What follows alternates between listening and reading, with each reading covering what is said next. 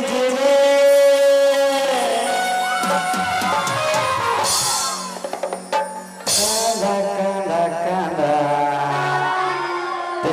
कैसा भैया अजी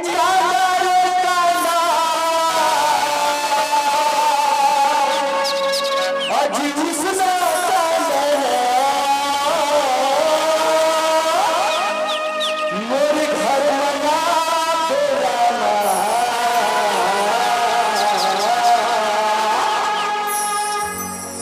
सोना हवा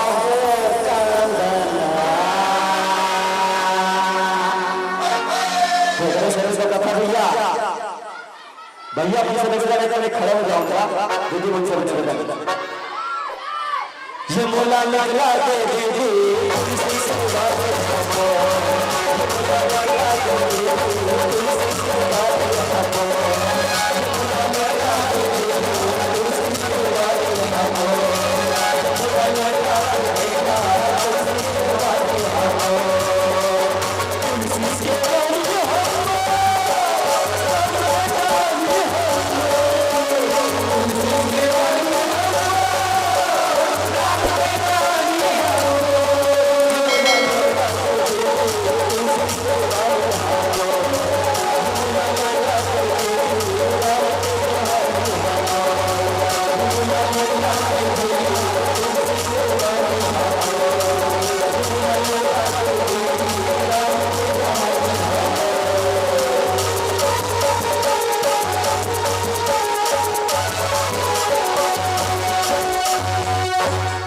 चलिए।